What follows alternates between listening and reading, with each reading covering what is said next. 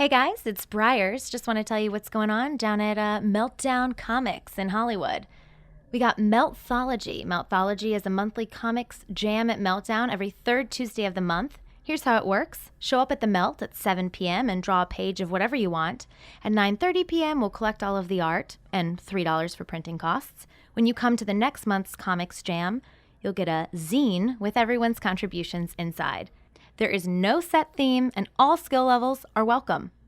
Last but not least, Meltthology contributors get 10% off their Meltdown purchase on the night of the event. Go to @Meltthology on Twitter or Facebook if you have any specific questions.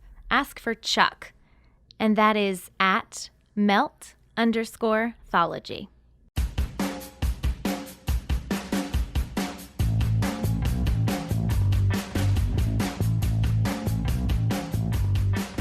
Hello and welcome back to the next episode of Pod Sequentialism. I am your host, Matt Kennedy, and we have a very special show today. We are actually recording on location with Lindsey Way in the Way Mansion in an undisclosed location. And so if it sounds a little different than it usually does, it's because we're in an amazing place that I could not be happier to be in.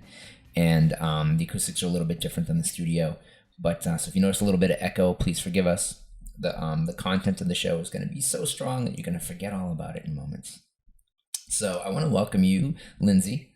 Hi. Hey. So for the uninitiated, Lindsey Way is a fine artist who I'll be showing work next month in February 2016 at Luz de Jesus Gallery, and a completely new body of work. And some of you may know her from her band, Mindless Self Indulgence. And it's interesting because Lindsey is known in the art world for a diorama type work, and it's amazing stuff. And go out, Google it, search for it immediately. And the work that she's going to be presenting with us is of a more personal nature. And before we get into that, I want to talk a little bit about how you knew this was going to be something that you do. You know, that you're a multiply creative person. You've got many different disciplines. And how did you settle on what you were going to do? When did you know? And how has that affected everything else? Well, when I was a kid, I loved art. I loved drawing and painting and making messes. And it was something that I did constantly. And, you know, when you're a kid and you do something, you get encouragement. So you do it more and you develop. And I just never had any doubt that I wanted to be an artist. I got a lot of attention for it,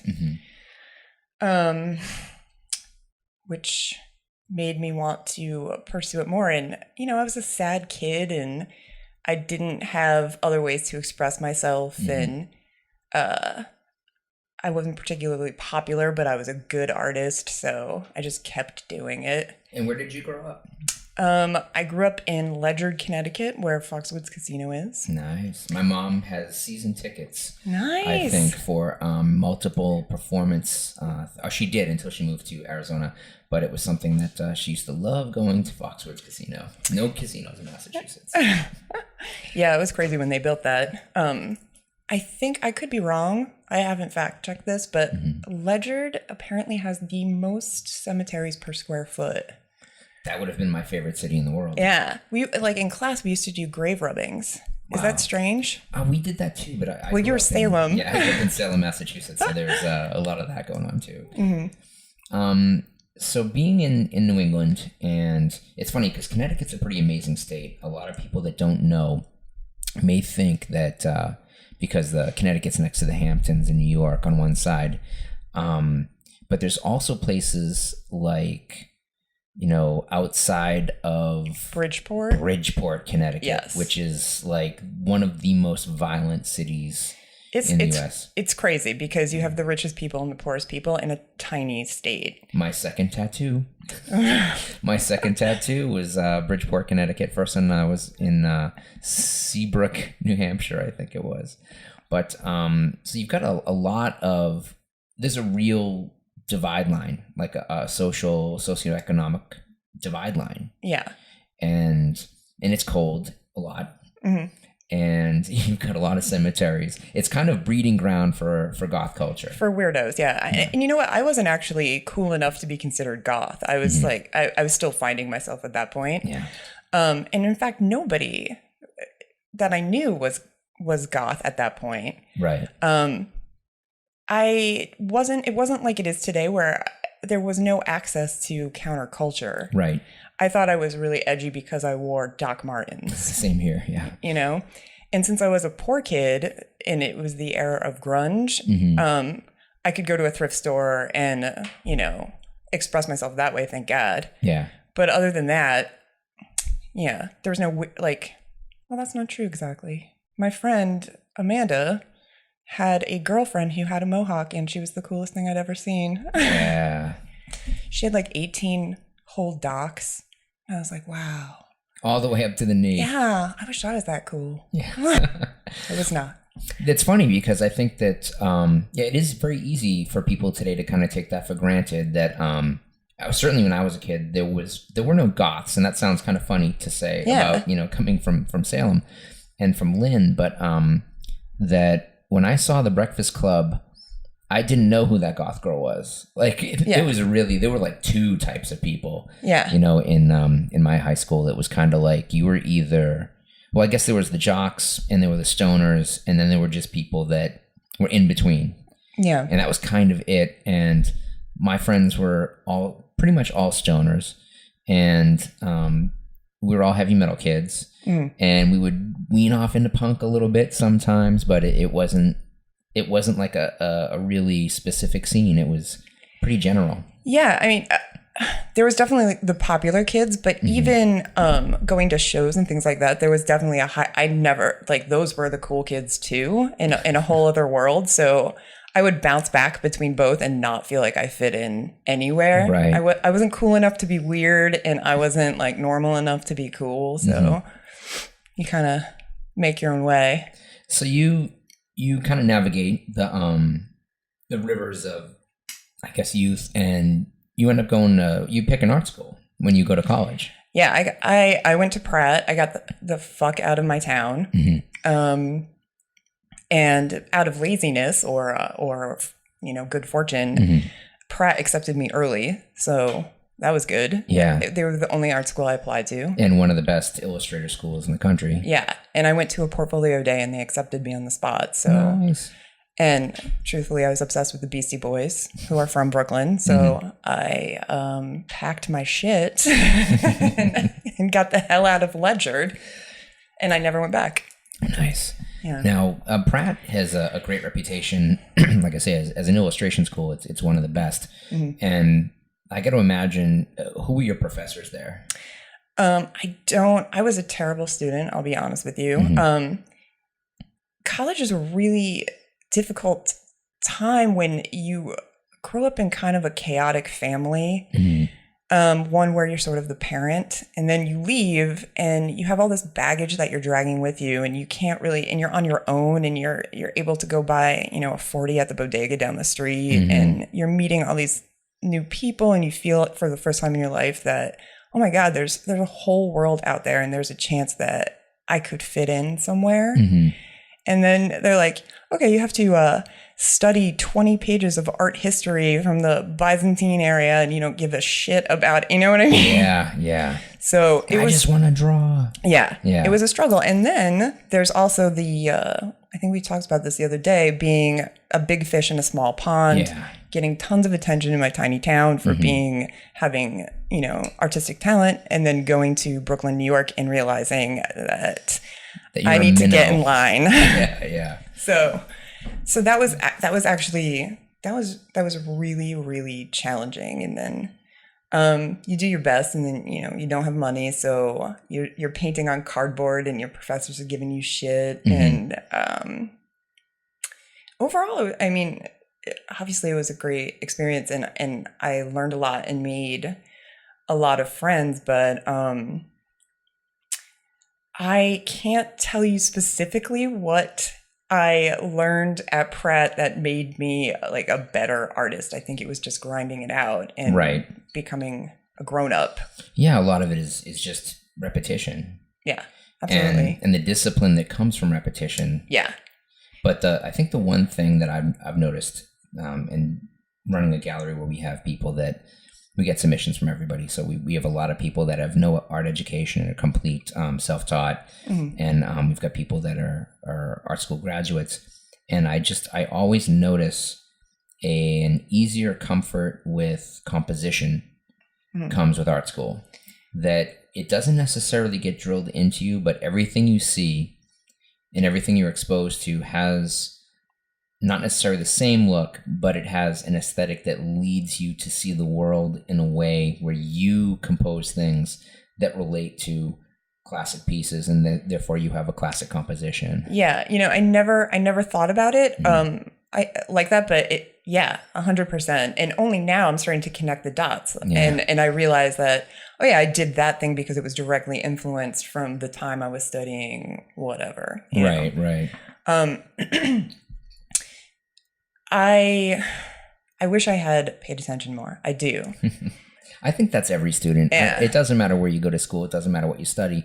That it's at a certain point you hit that that maximum capacity to learn new things, and you hit that point where you can't dedicate more time because you need to sleep. Yeah. Or you had to work while you went to school, and you've got a job, and you would have liked to have taken the semester off, but you knew that tuition was going to go up if you took a term off. And I've always encouraged kids, if they have the chance, to take off terms in between, because then you get to put to actual practice what you learned. Right. But it's not always an option for everybody. No. And in fact, Pratt didn't have housing my second year, so I had to have my own apartment, which meant I had to have my own job. Yeah. And I didn't have anyone to call when the lights went out. They just fucking went out. Yeah. We had a neighbor upstairs, this guy named Jimmy. He was so sweet. He lived there with his mother. It's a little Norman Bates, but whatever. And he would bring us these bricks of polenta that he made. And it was in the wintertime, and they were terrible. Yeah. I'm sorry, Jimmy. He's dead. But they were nourishment. But we would take them out of the freezer and put them on the heater, so that we were so broke that when we came home, they would be this like lukewarm pile of like semi-polenta cornmeal weirdness, and we'd just be like, oh, this is great. I'm wincing, but I took with me when I drove cross country with one of my best friends from kindergarten, when we both moved out here shortly after high school and after a little bit of college, and we took top ramen noodles. Yeah, you did. And we did not put them in water. We just spread peanut butter on them and ate them raw. How is that? Horrible. I'd actually encourage you to eat styrofoam before I would encourage you to eat raw top ramen noodles. But and then when we got out here, I remember there'd be like advertisements on television for like 3 cheeseburgers for $1 or something for McDonald's, and we would go and buy like 12 cheeseburgers and stick them in the refrigerator. Yeah, just awful. But I mean, it's what you do, like you say, not everybody has a resource to fall back on. Not everybody, even people who do have parents to call don't necessarily have the ability to do that. Yeah. And so that becomes, I think, it has to, I would imagine, being in New York. And another thing is like a little bit of a segue. A lot of people have always seen Los Angeles as like that city to come to. It's like regardless of where you come from, you go to Chicago. If you're from Indianapolis, if you're from north of Boston, maybe you go to Boston, but maybe you go to New York. And so New York being, one of the largest cities in the world, it's easy to move there and just get lost. And so navigating that and finding who you are in a city like that, coming from a much smaller city, there's a story in that too, I'm sure. I don't know how I survived. I don't know why I was never mugged. I can only assume that I lived on a street where I was surrounded by people who were doing the mugging. It was Doc Martens. Yeah.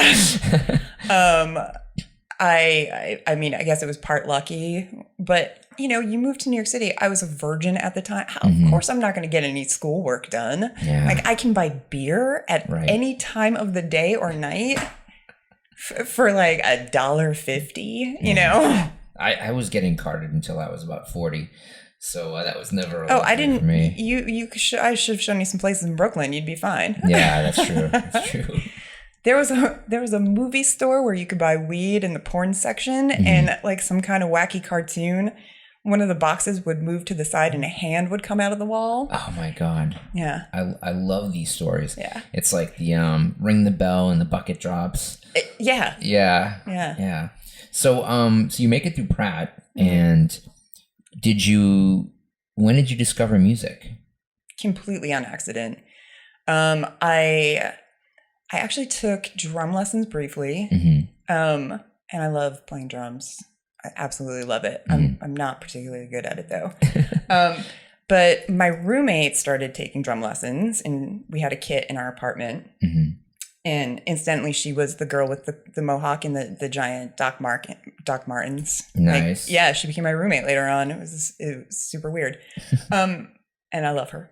And so she was at CBGB's one night. She was a regular there, and there was the door guy. His name was Asshole Dave, who we both loved. He's really funny. And Mindless was having their last show with their original bass player, Vanessa. And the manager went up to him and asked him if he knew any female bass players. And Melissa had been going around town saying, yeah, me and my roommate Lindsey were starting a band. She plays bass, blah, blah, blah. So he was like, yeah, I know this girl who plays bass, and she seemed perfect for what you guys want to do. Wow. So he gave him my phone number, and he called me up out of the blue, and I had never heard of them at that point.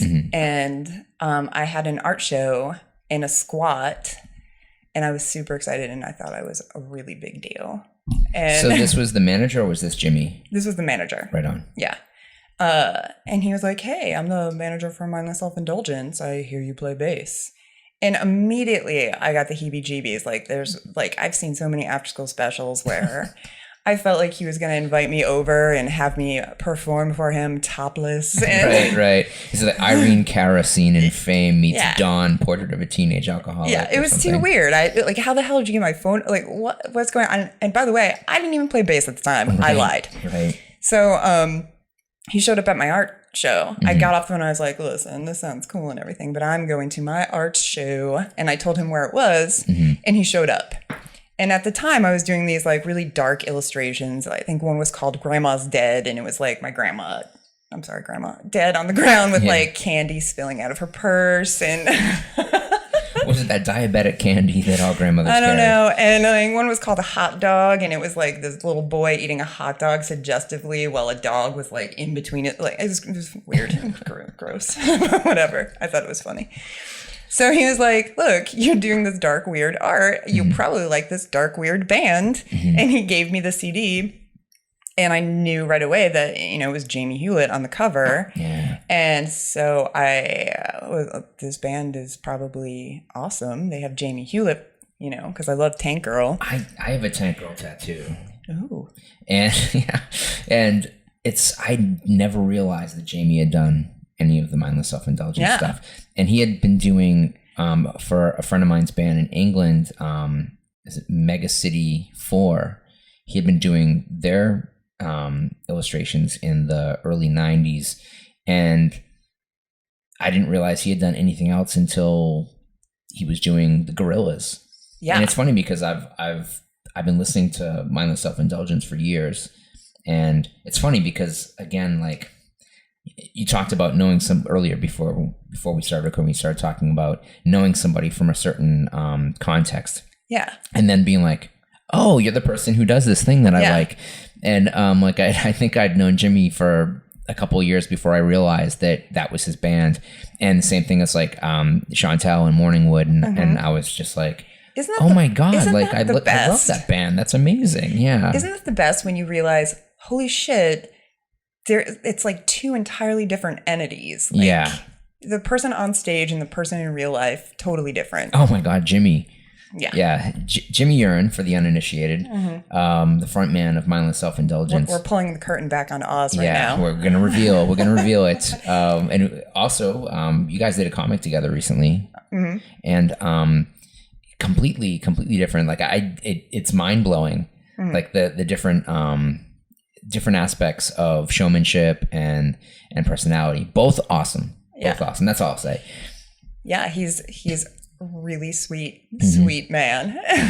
He's one of my best friends. I can say that. It's like a punk rock Peter Wolf. Yeah, people are afraid of him if they just know him from the band, and then they meet him and they're confused. It's great. Yeah, that's amazing. So you wind up getting this gig. Well, I auditioned, and so this was actually the best life lesson to this day. I like I said, I lied about being able to play. He said, okay, you're going to audition. Here are 3 songs that you need to play. Didn't even know how to read tablature. Quickly called a friend who came over, tabbed out the songs for me. And I dropped everything, my social life, everything, to do nothing but play these 3 fucking songs over and over. I would take my bass to work with me. I would practice during my lunch break. I barely slept. And I had never in my life worked that hard. And I don't think I've ever talked about that before, because it sounds like oh, I lied and then I just did this and then I got in the band. But I worked my ass off to learn that thing. And it was it was the first time I was like, oh my God, if you work your ass off, it pays off. It pays off. There's a second lesson here though too. I mean, there's the you can't be afraid to gate crash. Like you gotta, sometimes you have to present some, you've got to put up a front sometimes to get where you need to get. Yeah. Being a quick study is very beneficial. That's one of my superpowers too. And I am not afraid to lie to get a job. Yeah. But see, that's a survival skill you learn when you're a poor kid. Yeah. No, it's absolutely true. Necessity is the mother of invention. That I think part of the reason why there's at least the perception that most good art is created by desperate people is because I think it takes a level of desperation sometimes for people to motivate themselves into the space that they need to get into. It's not easy. No. I'm wearing my pajamas currently, and I have been all day. Yes. Sometimes you just have to let shit go if you need to work. Yep. You got to dedicate the time to getting the stuff in for the deadline. Now, well, the craziest thing too about the Mindless audition was that since I knew I was not going to get this job on my amazing musicianship alone, and I had the sense from what I had heard from their manager that they were like a performance-based band, that I needed to do something to impress them. So I was so nervous, and we went into this tiny room, low ceilings, and we go through the first 3 songs, and I was okay. And then the second round through, there's one of our songs is called Tornado, and there's a part in it that drops out for 5 seconds.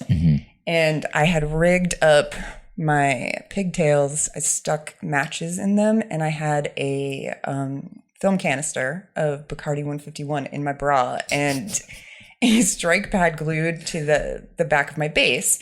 And so I took it out of my bra, took a swig, pulled it out of my hair, and for some reason the planets were fucking aligned just right so that every part of this worked. And I blew fire all over the room, almost set Jimmy on fire. Everyone stopped playing, and that was that. Gene Simmons, Eat Your Heart Out. Yeah.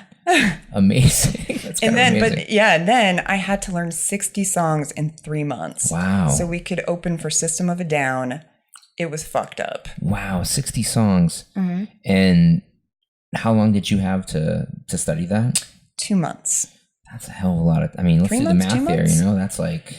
I'm telling you, and having that, like if you had the opportunity to be in a band I had never even been on a plane before. Right. If you had the opportunity to be in a band that was opening for, another major band, go on tour, live in a tour bus, would you do, I feel like I'm Eminem right now.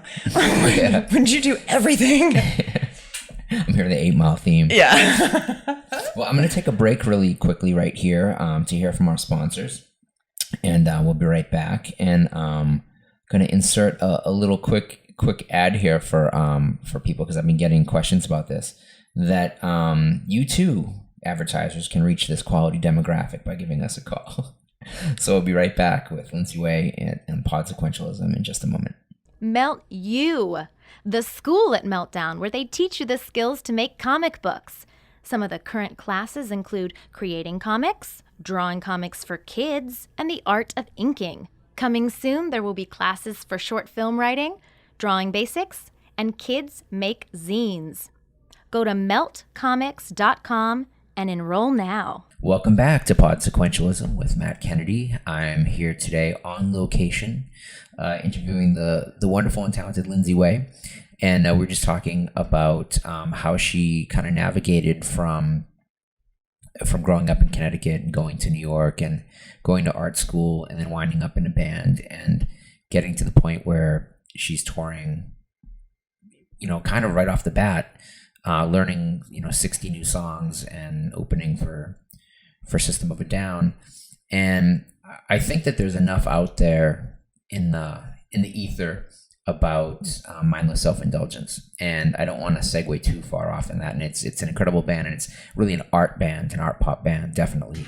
I think that the closest comparison that you would have to a band, it's almost like a punk rock Talking Heads, and that there's a whole different level of concept behind the performance aspect. It doesn't necessarily mean you release concept albums, but what I really want to talk about now is doing two things, because a lot of what we talk about on Pod Sequentialism is establishing, that DIY aesthetic of going out and just doing what you need to do.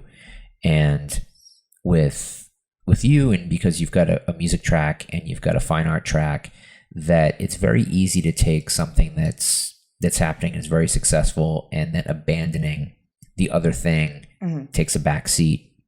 And so when you return to something, you either see it with new eyes because you've got more world experience, or you're able to use that other thing as a great diversion from the thing that pays the bills. So you've got sometimes I know painters that will sculpt because they feel like they have to walk away from painting, or they're going to start to hate it, and so they'll do some sculpting and they're like, okay, now I can paint again. And I was wondering how you balance, like, what is the balance that works for you in between music and in fine art, and the different modes of fine art that you can do? It's difficult because when I'm playing music, it's all about memorizing patterns. Mm-hmm. It's very math oriented. Mm-hmm.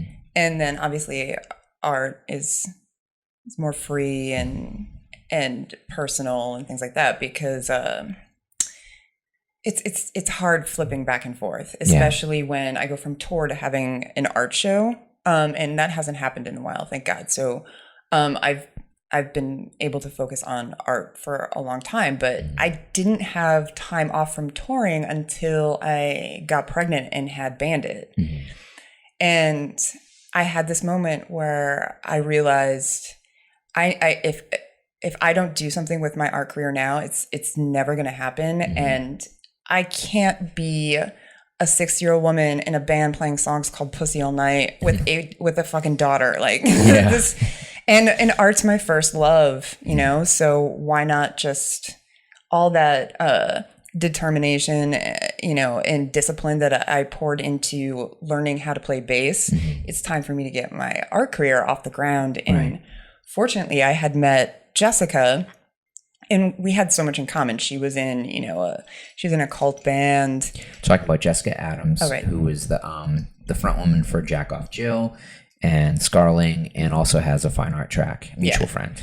Yeah. So, and we were both, we both had been musicians our whole lives, but art was always our first love, and it was time for us to get that going. So she and I got a studio together, and there was just so much pressure to prove to the world that I had ability to, because, my husband's in My Chemical Romance. So, there was just a lot of pressure for me to make my own way. Right. In a way that was intended. Oh, Jesus Christ. I didn't even realize I said that. Yeah. But, and definitely, with, and Bandit, your daughter's adorable girl, and two parents, both very creative, both musicians, both artists, both people who went to art school. Yeah. both known from multiple disciplines. Yeah. And, you know, what was it that Dweezil Zappa said? He's like, you know, I think the biggest fear my parents had was I was going to become an accountant. Oh my God. That's my biggest dream. Seriously. So because you've got, you know, well, two things, you know, as an artist, one thing that a lot of artists don't have is another artist in the room. Mm-hmm. You know, that there are a lot of artists that work in seclusion. By having a friend like Jessica who you can share a studio with, you've automatically got another artist in the room and someone with a very different perspective. Mm-hmm. But and a really different personality. Very different personality, very different type of artwork, and yet a very similar art language, so that you guys can communicate really well. And then at home, you've got somebody who's also another artist who, if you want a second point of view, you can get that probably. And then I imagine that it's probably a case of with two people who are busy and doing similar but different things, that those Venn diagrams don't cross as often as I think as people might think. Mm-hmm. No, but that's what's so great about it, because I get inspired by all of my friends in different ways that, and it always adds to what I'm doing. I mean, the painting I'm doing for Shitty Teen that I'm looking at right now. That's the title of next month's show. Shitty Teen. The great thing about this, since it's funny because this will be the first show that we know going in that we're going to get a mature audience's tag on. But I knew that because the name of the show is Shitty Teen. I knew we were going to talk about that. I knew we'd get flagged on iTunes. Would you really? We do. Oh my gosh. We got flagged on a show without a single curse word in it because we talked about gay superheroes. What? And I fought it. Good hard. For you. You know, I contacted iTunes and I was like, this is ridiculous. How come we're getting, you know... Am I not supposed to be swearing? No, it's fine because I knew we were going to get flagged. So, okay. So, yeah, you might not hear me swear, but... Well, now that I'm a mama, I can handle myself if I need to. No, it's totally fine. Although she dropped a swear the other day and I knew it was for me. Yeah. It was so casual. She didn't even know what she was doing. Right. We were playing a game and she needed the color green, and she found it and she goes, "Green, motherfucker!" And that. Oh, that's hilarious. And I had to do everything not to laugh, because if I drew attention to it, she would know that she just hit like a gem. Yeah. Yeah. No, that's got to be a challenge. Yeah. But I remember too when you gave me one of the shirts for the show, and it's the you know, that the double feature font, you know, the Rocky Horror font and Shitty Teen, and Bandit was like, "What's that say?" What did you say? You said it was like, "Oh, that says Pretty Teen." Pretty Teen, and which actually is way more creepy. right. I know. We're like older people wearing Pretty Teen. Gross. I hadn't even thought about that. That's like Richard Phillips. Yeah. But the you know, the great thing is like immediately Bandit's like, she's like, "I can't read yet." And I was like, that's so adorable. And thank God. I know. I was like, oh yeah, that would be a bad thing, right? Mm-hmm.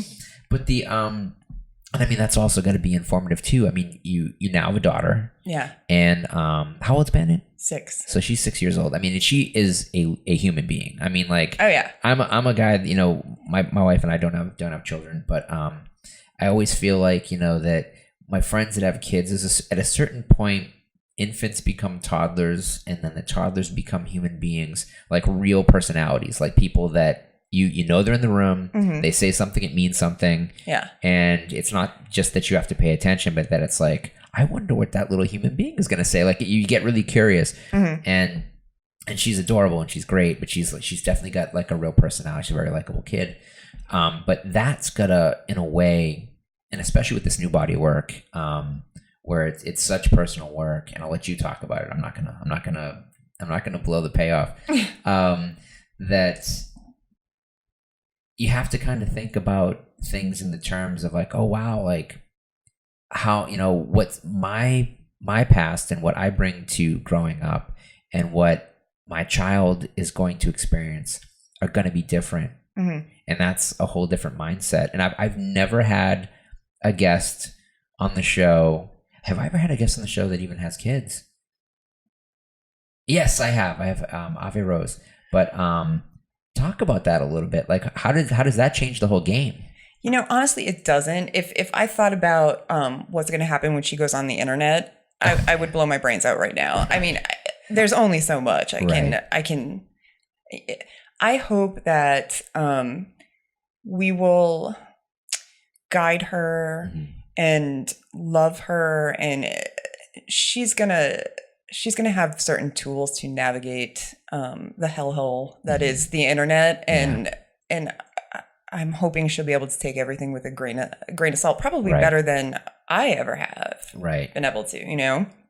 So, and it's at some point, it's the truth. Like what I'm doing, if what I'm putting out there, that's the truth. And maybe it's not pretty, but you know, it's just one. Tell everybody what it is. I saved every high school note that I had ever had, and I'm still friends with a bunch of my friends from high school, which is kind of crazy. And they had somehow kept my notes too, and they sent them back to me. And so I've been going through them. I have boxes, and I'm taking the notes and I'm painting over them. But it's been really interesting because some of them are really sad and some of them are really funny. And I had felt so disconnected to who I was back then because I've changed so much. I mean, everyone changes, I hope, you know,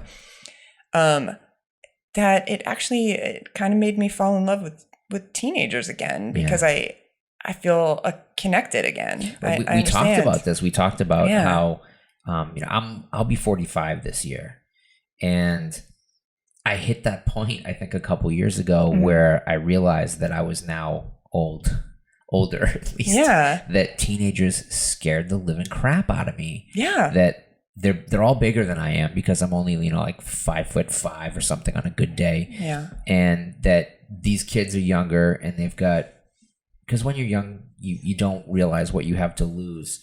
So the likelihood of kids doing something, as I did when I was a kid, something mean or something careless or something stupid or something violent.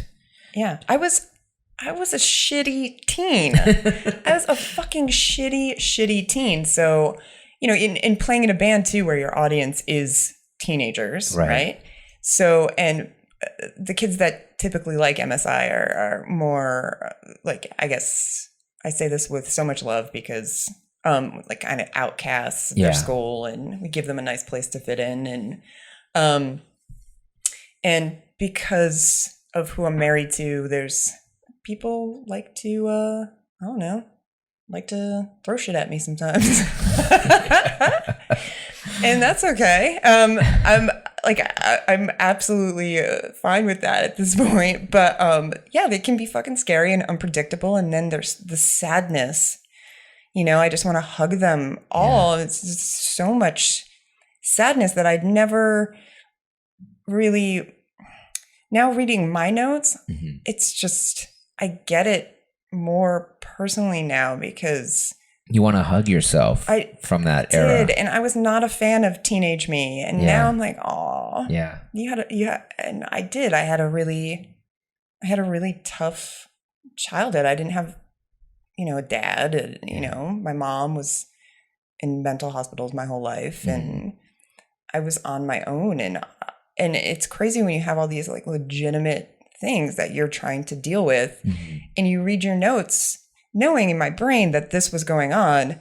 And I'm talking about, I'm fat. How do you make yourself puke? And meanwhile, my mom's in the hospital. It's crazy because you can't deal with the bigger things. You're just sad. Right. You know? And, you know, talking about issues like that and, you know, bulimia and dealing with care of an adult as a child, if when you're the child but you're really the adult, and when, you know, all these things that I think affect a lot of people who find themselves in an artistic life. Absolutely. That there are building blocks of distress on the road to making anything beautiful. And sometimes making something beautiful means you're making something ugly that's beautiful to other people. Yeah. I mean, I did a lot of sad teenage girl art for years. A lot of like, I mean, I was working it out. And now thankfully I don't feel the need to do it as much, but I needed something, and art was always there for me. So it was good. I'll show you some of the stuff that I've been able to keep over the years. Yeah. And it's funny because it's, we're both New Englanders for sure. But, the different generations and different times, but there's a unity there. I mean, there's a reason why we end up finding the people that we find in life to hang out with and become friends with. And a lot of it comes down to, have we all, like all the people that we know and hang out with, there's a certain archetype that's in all of us that has just grown into a different type of tree, a different type of bush. And that creativity, or that respect for creativity, and then like taste, like where our tastes take us. We talked about, and I mean, I don't think it's possible to not talk about David Bowie right now. But that you talk about, it's like every guy is crying because David Bowie is dead, and I'm one of them, and it's like, why is it this guy that was a really effeminate male has affected like all these kind of masculine guys, and it's because he's the guy that said it was okay, and he was there for everybody. I mean, not just he was there for everybody, literally everybody. If there was a wall that you needed to break, he broke through it. And I think, he incredibly talented guy who's left behind an amazing body of work. And I think we all hope that we have some kind of legacy, and no one can touch the legacy that he's left behind. But, that taste is valid. It's that the line from the book by oh my gosh, now I'm gonna completely blank out here. But High Infidelity. It's like these things have currency. Your top 5 records, your top 10 movies, the comics you read. It's like the things that you collect mean something. It does, and that's what forges these great friendships that people have. For me though, it's I can smell a broken doll. Yeah, and all of my you understand, and it's crazy too, because when you're in it, when you're a kid and a teenager and you're going through it, you don't realize. But man, I got to give it to Dan Close, because Ghost World. I love that movie. My relationships with my best friends was so intimate, and it's crazy to read, actually. Like, we want to be buried next to each other, and we love each other, and it's real, and I still love my friends. Yeah, and the comic is incredible, and I think it's also one of those comics that got adapted by the right guy. The perfect person to direct that movie directed that movie, and it's still very different from the comic, but that it captures that first time where you realize that the friends you have now aren't going to be the friends you have for the rest of your life, and necessarily. But you could have like a boyfriend or a girlfriend and not have that level of intimacy. Right. It's nuts. Yeah. And I was just it's a beautiful thing to watch. Everyone change, like even the handwriting changes over time. My spelling was always terrible, but what you gonna do? But I don't know who's paying attention to my credit card receipts at the bank, but I'm amazed that any of them get paid, because none of my signatures look alike from like one to the next, day to day, never mind like over the course of 10 years. I actually had to cut a cashier's check to someone, and the lady at the bank looked at me and she's like, "Can you sign that again?" Like she clearly knew it was me, but she's like, "I can't pass that signature. You're gonna have to put a little work into this." And I was like, "Oh, that's my lazy signature. I'm sorry."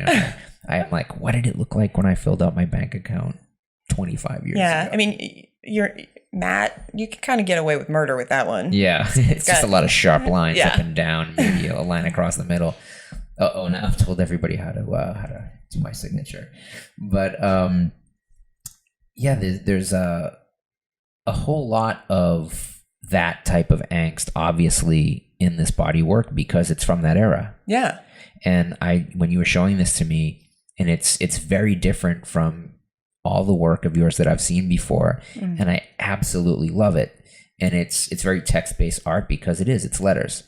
And when you look at, I mean, you can go through the lineage of whether it's Robert Indiana and his love, or Ed Ruscha and taking key phrases and popping them up as paintings through a certain font, that I've always had respect for the handwritten font. I love handwritten fonts because I have terrible handwriting. Really? Yeah, it's awful. But maybe, I mean, I would probably really like it because it looks like a psychotic did it. Or it looks like a pharmacist.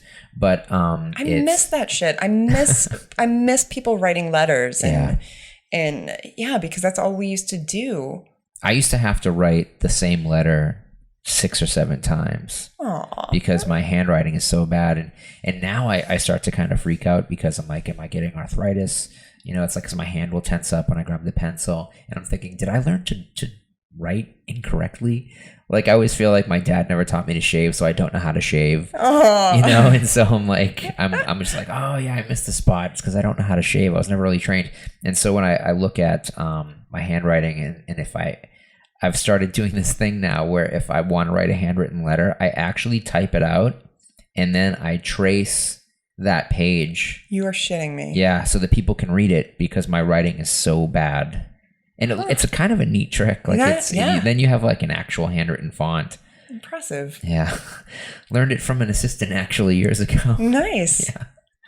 Well, I'm going to take one more break here and then we're going to pour back into this great interview with Lindsey Way and talk a little bit more about process and a little bit more about making sure that how do you make something in your head appear on paper or appear on a canvas. But we'll be right back with Pod Sequentialism after these messages from our sponsors. Do you like to binge read your comics? Are you having trouble tracking down all the back issues of your favorite comics? The answer is Comics Fix. Comics Fix is a monthly digital subscription service where you pay a monthly fee and read as much as your heart desires. Go to comicsfix.com and check it out. The first month is free. Welcome back to Pod Sequentialism. I'm your host, Matt Kennedy. We are recording live on location with Lindsey Way. And we're going to dig right back into, I think, process and then satisfaction. Like making something that you're really, really happy with or making something that you're not happy with. And what do you think is, for you, your formula? Like, walk me through a day. I won't stop until I'm happy with it. Yeah, I won't. Is good. I cannot turn my back on a painting or whatever that I'm working on until I'm satisfied with it. It will drive me insane. Yeah. Up at night, pacing, and I will paint over shit. I will start over constantly. The painting over there that we're sitting in the dark, by the way, it's very romantic in here. I think I painted over that thing 12 times. Yeah. Yeah. In different sections and whatever.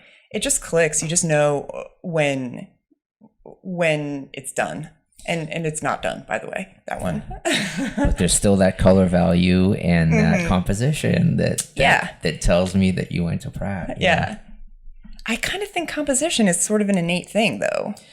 I think that there's some truth to that, but I also think if you're flying blind, you just don't know, and it's something you can never pick up. But that when you land on it and someone critiques you, that you then absorb it.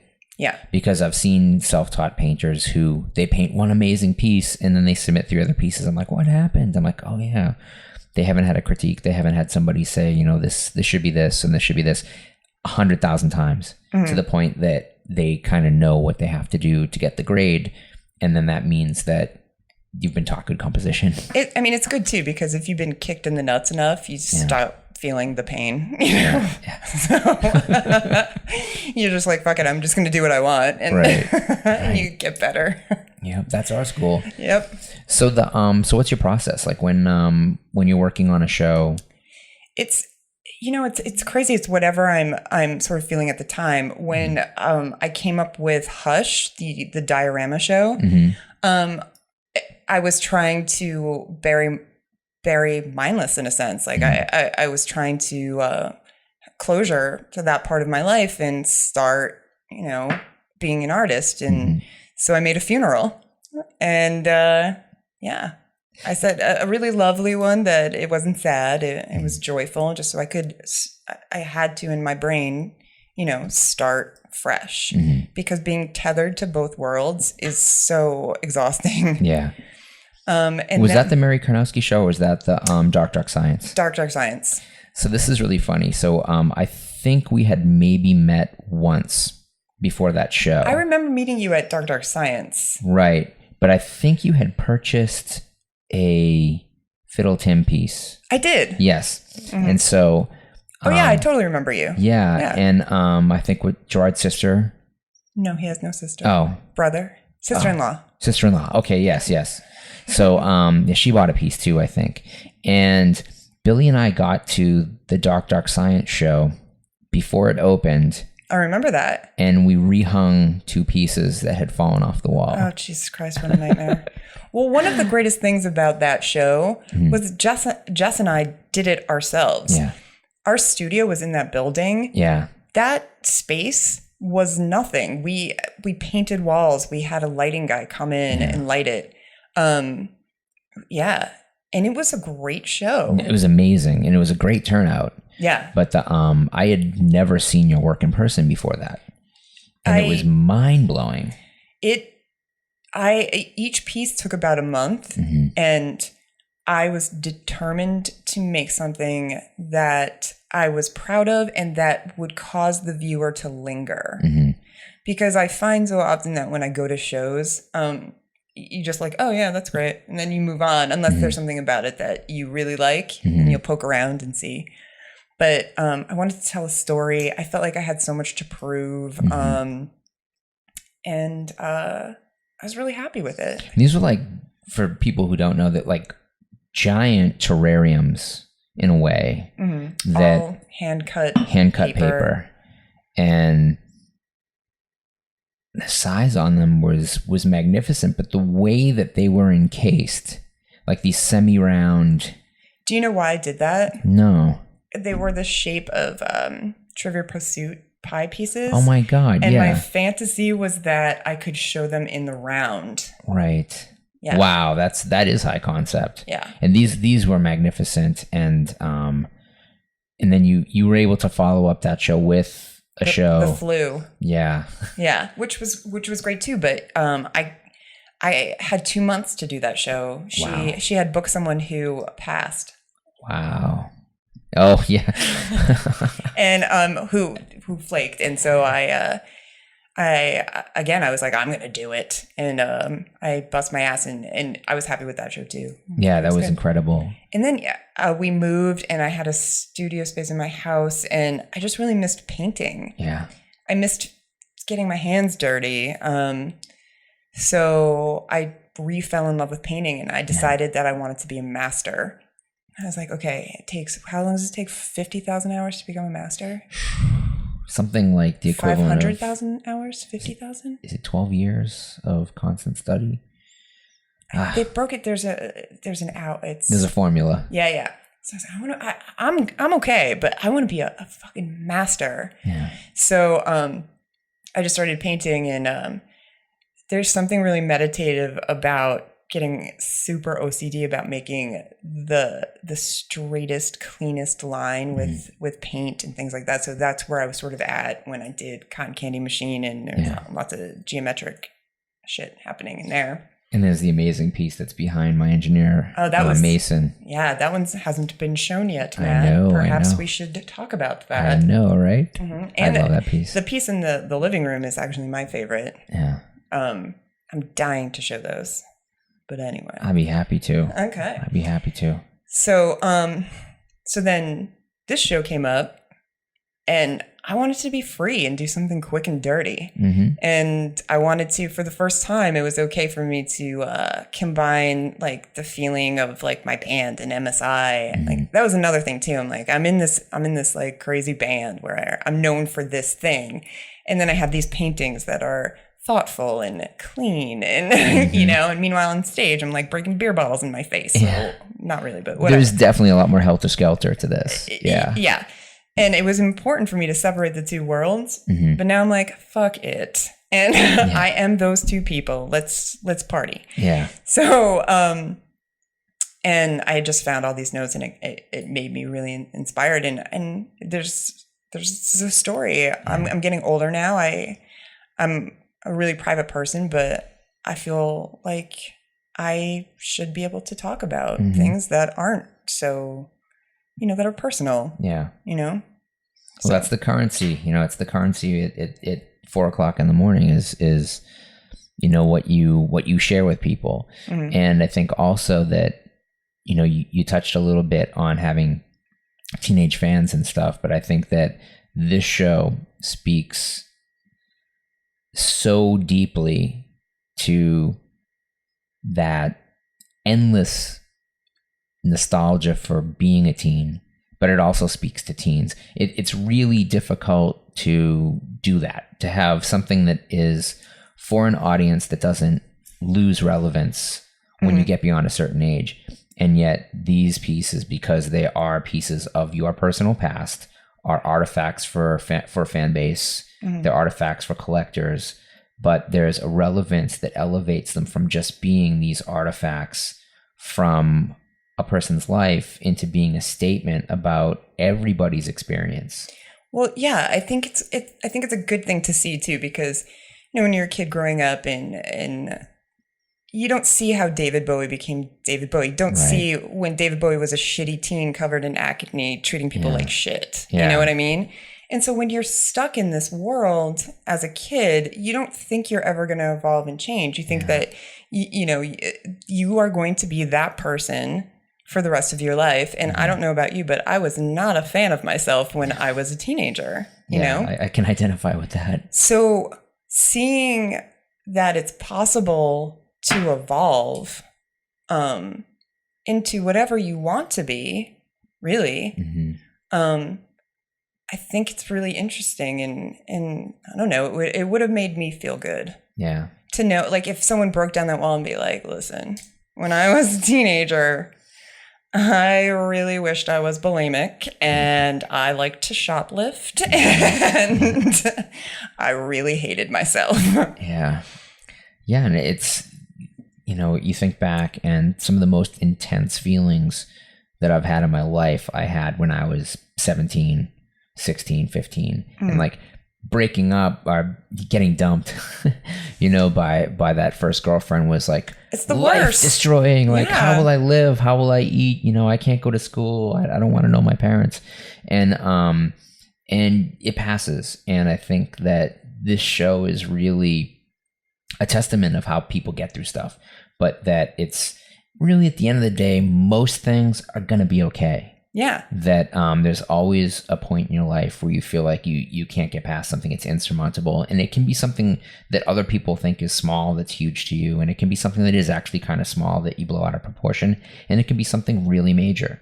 But that eventually a lot of things have a tendency of sorting themselves out. And that comes with experience, and it comes with finding dignity.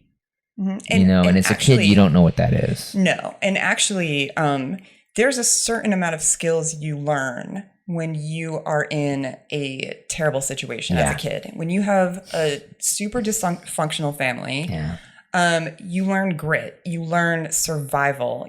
When you have nothing to lose, you'll do anything, and you aren't afraid to take a risk. And these are all really beautiful things.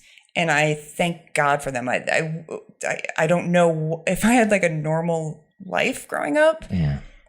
I don't know what I would be doing right now. Right. It was because of that where I was willing to lie about playing bass, and getting into a band, because I was like, what's the worst thing that could happen? Yeah. I mean, not the worst thing I've seen, Yeah. And then it's like when me and Jessica did our show, we were like, well, fuck it, we'll do it ourselves, because no one's ever done anything for us. So of course. Make it happen. Yeah. Yeah. And there's that balance. That's like, sometimes you're the knight, sometimes you're the jester. You have to fall into different archetypes when you're in impossible situations. So there's a tremendous amount of aspirational positivity that comes out of what was at the time for you obviously not positive. Right. It was, a product of, as most kids have a sense of self-loathing, but it becomes off as a lot more pronounced. And that because you had an ability already at that point that the little illustrations that sometimes accompany some of the text in the notes is just, it's perfect. Like I look at it and I'm like, oh my God, that's like, I didn't write that and I didn't draw that, but that's what I saw in my head, you know, when I was that age. Like this is exactly seeing these things manifest in real life, and seeing, you know, that there are other people that have gone through the same emotional range, and that's most people. Yeah. That it's important and it's got to be fulfilling, and it's, you know, the show's a few weeks away now. By the time this airs, I think it'll be right on the cusp of it, or the show will have just opened. Exciting. So there'll be a little bit of there's a meta tag to all of this, that it'll be interesting to see you see other people receive that. I'm a little bit, A little apprehensive. It freaks me out a little bit because it's pretty vulnerable, but I don't know. I'm proud because more so than ever, I realize how far I've come, and that feels really good. And, you know, back to Bandit, like she's going to read all these horrible things about me doing drugs and sex and whatever. Yeah. But it's about learning from mistakes. It's not. But I got to say that I think it's going to go a little bit like this. That at a certain point, I think it was around the time that my dad got sick and right before he died. And he died in 2001. And I started finding out all these things about my parents that I didn't know, but they were kind of wonderful. It was like I found out my parents lived in Paris for 2 years. How did you not know that? They never talked about it. Why? I would be talking to you about that back when I lived in Paris, Matt. None of the kids in my family knew it. Like, Weird. It just wasn't something that was brought up. I found out from an aunt. And I was like, what? And then this was an even bigger deal to me. This little French? gem, not at all. Or if my dad would swear in various European languages, but you know, this kind of working class Irishman. But I also found out that this house that I grew up on Western Ave in Lynn, Mass, which was directly across the street from the house that my dad grew up in, that they used to run a water line into the basement and it would freeze, and they would have ice skating parties where they strung lights in the basement. So they did that, and then they had kids, and they didn't do that. Yeah, and then they turned into the angriest Ozzie and Harriet, you know, in existence. And it's sort of like, I really honestly feel like, in, you know, having known you and having met Bandit and having met Gerard, that it's going to be like oh yeah, because like that's not the picture. That's not who her mom is. Yeah. You know, this teenager isn't who her mom is. It's going to be like, oh wow, yeah, I guess my mom used to be really wild and crazy. And that will be the end of it. It'll just be like kind of this like head scratcher and then like on to the next thing. Yeah. I have no idea. Yeah. Oh, what the future holds. I know. Well, I guess that's probably a good place for us to stop with this one. And I want to make sure that, you know, we get some information out there. Like if people are looking to find you online, there's obviously there's probably Mindless Self Indulgence website. There's my website, lindseyway.com, and Twitter. And that's the important one. And obviously she's got the show at La Luz de Jesus and LaLuzDeJesus.com. I'll spell it LaLuzDejesus because sometimes people can't figure it out. And you've been listening to Pod Sequentialism. I want to thank you again for hosting us in your home. Thank you for having me. This is nice.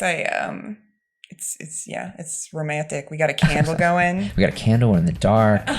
You know, it's just the light of the silvery moon. Yeah. Well, thank you very much. And everybody, we hope you'll tune in again next week for another episode of Pod Sequentialism. Yay. Thank you. Thanks.